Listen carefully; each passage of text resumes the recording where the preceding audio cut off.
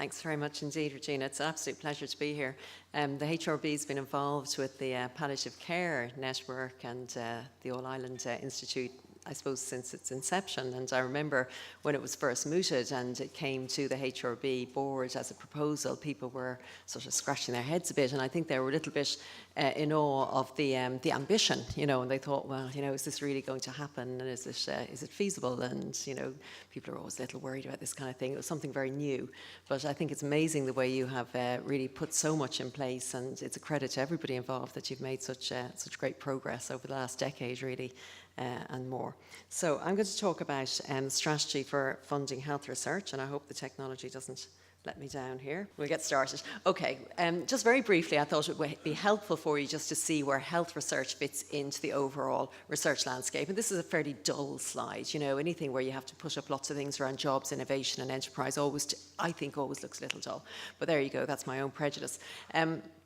But it's always helpful to see where we all fit in here. And as you can see, government investment is spread across all the different government departments, but the main ones that would be involved in health research would be education and science, through their councils, through the HEA, obviously the universities, the IRC, jobs, enterprise and innovation, through the enterprise agencies, and obviously the Department of Health. And the HRB, as I think most of you will probably know, is an agency of the Department of Health.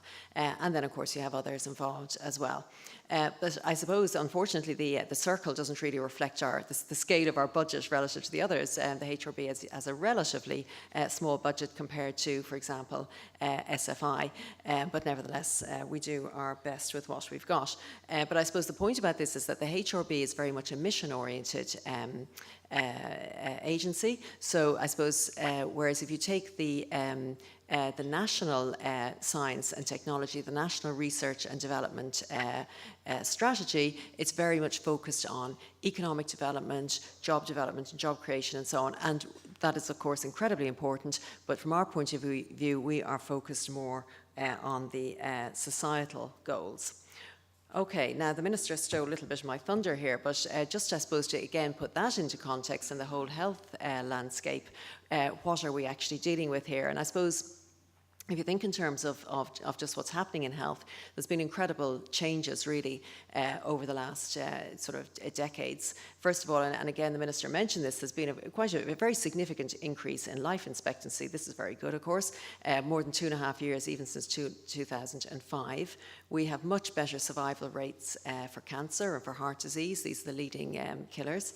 We have an ageing population. That's good if you're ageing, of course. It depends on your point of view. But by 2040, 1 in 5 people will be over the age of 65, and we'll have 500,000 people over the age of 80. But we also have some challenges that we're dealing with here. We have over 40% of adults have a chronic disease. Something like 30% of adults are classified as obese. And there's actually been a dramatic increase in the cost of healthcare, and you can see this very significantly, very obviously in the area of drugs. So about 2 billion out of the 14 billion healthcare budget, public healthcare budget in Ireland, goes on drugs. That's likely to increase as more high-tech drugs come on market. So these are really big challenges. And of course, we also have the changing nature of healthcare as well. Healthcare, if you look at the rise of things like personalised medicine, and even if you think some of those claims are a little oversold, nevertheless, it is going to have a very big impact on the way healthcare is delivered, telemedicine, personalised care, and so on. So we're dealing with a lot of, I suppose, very positive changes, but also some challenges as well. So in developing the HRB strategy, and as I say, we're a society, we focus very much on the health and societal goals. We have a number of competing demands and things that we have to consider. I mean, all funding agencies have to invest in new ideas, obviously, and that's going to be your bread and butter. Your research is a long-term game. You have to invest in the ideas that may take 10, 20 years to come to fruition. But we also have, I suppose, an obligation to support the health service in Ireland as well. We're funded by the Department of Health. We're a health agency. There's some very real research and evidence needs in the health service in Ireland, so we have to take account of that. We need to invest in the people to do the research. We need to, at all different levels, starting right at undergraduate level, PhD level, all the way through to our leaders. We need a good infrastructure to support research. And we need to put people at the centre of research as well, bearing in mind that we are funded by the taxpayer, we need the public and patient to support us, but we also, for the quality of the research we need to involve people as well. So these are all challenges and, I suppose, drivers that we had in mind in developing our strategy. So our current strategy was published last year, so we're just 1 year into it. It's a 5-year plan, and we set out very clearly at the outset there our mission, which is to improve people's health and to enhance healthcare delivery. And I just put there at the bottom the vision for Ireland. That is actually the national Innovation 2020 vision, a global innovation leader driving a strong, sustainable economy and a better society. And I suppose, as I say, we are very much focused on the societal goals part of that. Okay, so in developing our strategy, in publishing our strategy, we have basically 3 focus areas and 3 enablers, and these are integrated here. You can see the focus areas are in yellow, the enablers are in white. And I'll just talk you through these sort of very quickly. I'll leave out enabler C because that's actually focused on internal organisational work, but the other 5 are all outwardly facing.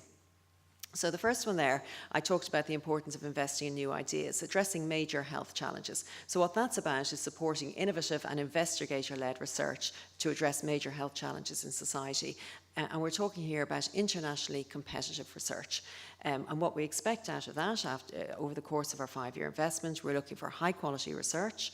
We want to support networks of health researchers. It's very important, particularly for a small country in Ireland, that we are networked both internally, but we're also engaged at European level and at international level as well. And overall, we want to enhance Ireland's reputation for high quality health research. So that's the first focus area. Now, we specifically called out in this strategy the importance of healthcare interventions. This is something that we haven't had dedicated funding streams for in Ireland in the past, but we have specifically made an effort over the last year in the HRB to put that in place. And what this is about is supporting the design, conduct, evaluation of healthcare intervention studies specifically focused on health outcomes and health service delivery. So what we want to see in that over our 5 years, we want to increase our capacity to test new models of healthcare delivery. We want more intervention-focused health research in Ireland, and that's all about the focus on patient outcomes and patient impact. And to do that, we need more data on cost, feasibility, and indeed the acceptability of proposed healthcare initiatives. Now, I mentioned the importance of balancing out the new ideas, the long-term investment and the short-term. And this third focus area is very much around the research needs of the Irish health and social care system, which are many. So this is very much focused on the partnership-driven research, information and evidence to meet the needs of the Irish health and social care system. So the research we're funding here may be of a slightly shorter time frame, 2 to 3 years, and very much focused on very specific questions that need to be addressed within the Irish health and care social system. So it doesn't have to be, of course, it has to be excellent research, but not necessarily internationally competitive or work that is of international interest. But what we expect out of this over our 5-year period, timely, relevant and high quality research, data and information for policymakers and decision makers. We're looking for specific evidence to support the development of national clinical guidelines. Broadly speaking, data and evidence to support our health service. And very importantly in this strand, bringing producers, the research producers and the evidence users working closely together. So this addresses the whole knowledge translation piece, getting our research and our evidence into action, and I suppose the dissemination piece and implementation. So again, these are areas that we maybe haven't been so good at in the past, but to be fair, we haven't maybe put the resources into those areas that we need. So we're making an effort to do that in this strategy. Now, crossing all of those, and I mentioned that we have a couple of enablers, we obviously want to support people, exceptional researchers and leaders. That's the talent and the leadership that we need, the health professionals, but all the professionals that we need and all the professional researchers that we need.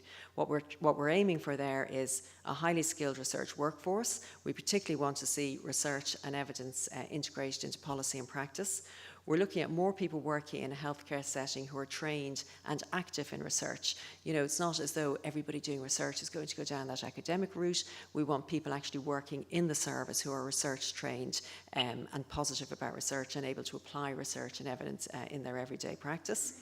And overall, we're looking for better quality care and outcomes and a more attractive work environment, because it's important as well in terms of attracting staff into our health service to provide that environment. And then the last enabler I'm going to mention is building a strong enabling environment. So that's all about the environment that we all work in. It's about critical mass, it's about how we coordinate, it's about improved collaboration with other agencies and departments. It's about developing a proper clinical research infrastructure that's embedded in the health system, and importantly, a culture that recognises the patients and the public as partners in the research process. And in particular, we want to see research and data included in all relevant, in health relevant strategies. So this is all about making sure that we have the environment, a positive environment for health research in Ireland.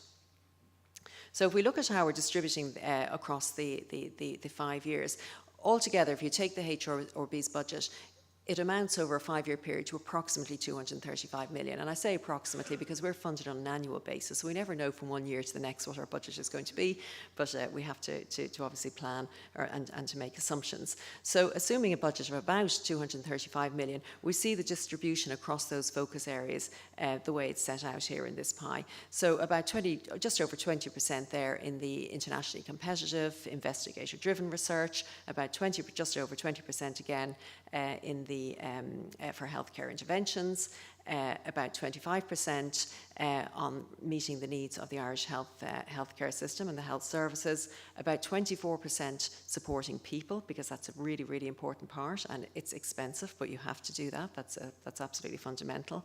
A smaller slice going on infrastructure and the enabling environment, about 7%, and that partly reflects the fact in the previous strategy we actually invested a considerable amount of money in that space. So quite a bit of that is in place, as I'm just going to show you in a next slide. And then that smaller bit there is just on organisational, in-house organisational performance. So over 5 years, about 235 million, but at any point in time, the HRB has contract commitments of about 100 million. And you can see there, roughly it's split across research funding activities. We have a number of project awards, research careers. We've put in place now a research careers framework so that there's support available at all levels, from PhD all the way through to senior research leaders and clinician scientists. While we may not fund as much as we would like in those spaces, nevertheless, there is something available, I suppose, now at all those different levels for people. And just drawing your attention to two things in that little research careers sphere, and there is a sphere. There's the SPHERE programme, which is the programme to support health services research and population health, PhD training for those areas. And we also have a new programme called AIIHPC, which we're funding with the Wellcome Trust, which is around PhD training for clinicians. And the last one there is around infrastructure and networks. Okay, so just look at a quick snapshot of what we've achieved so far. I've only got the data for 2016. We haven't got 2017 yet. But if you just look at 2016, our funding supported 111 awards across 21 institutions. That supported about over 600 research jobs. We had over 14,000 people participating in studies at our clinical research facilities. Overall, just over 55 million. And that was awarded, and that included about 18 million in leveraged co-funding as well, and just under 8 million leverage from Horizon 2020 funding. I mentioned our infrastructure for clinical research. The last strategy, I suppose, and to some extent we're seeing the fruition of that now.